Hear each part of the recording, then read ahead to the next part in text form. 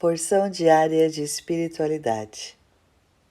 E o tema de hoje será Deus é fiel e justiça.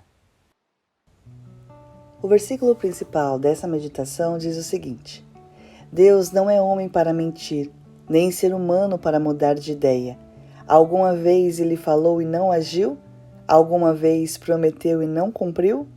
Números capítulo 23, versículo 19.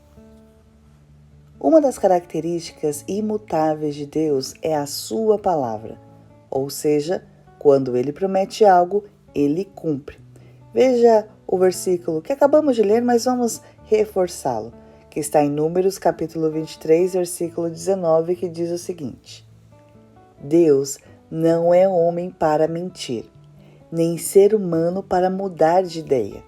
Alguma vez ele falou e não agiu? Alguma vez prometeu e não cumpriu? Isso se deve porque Deus zela por cumprir sua palavra, independente dos nossos atos, sejam eles certos ou errados.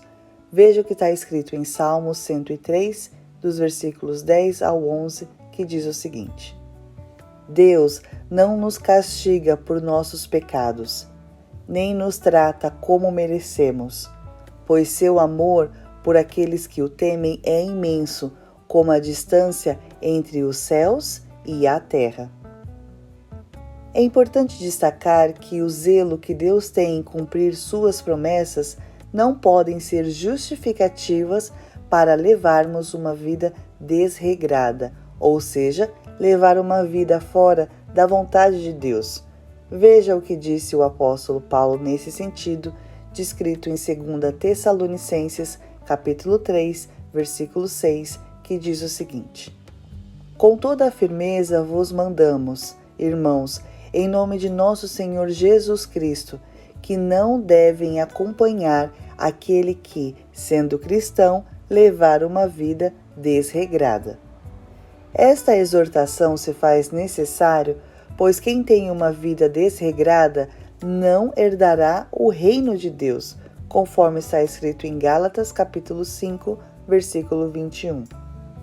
Deus é fiel e também é justiça, por isso reveja suas atitudes com Deus e com o seu próximo.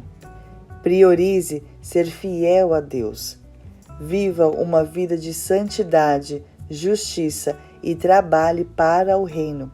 Fazendo isso, todas as suas necessidades serão sempre atendidas pelo Pai. Veja o que disse Jesus, registrado em Mateus capítulo 6, versículo 33, que diz o seguinte: Busquem, pois, em primeiro lugar o reino de Deus e a sua justiça, e todas essas coisas serão acrescentadas a vocês. Portanto, não negocie seus valores, pois em breve Jesus voltará. Deus te abençoe.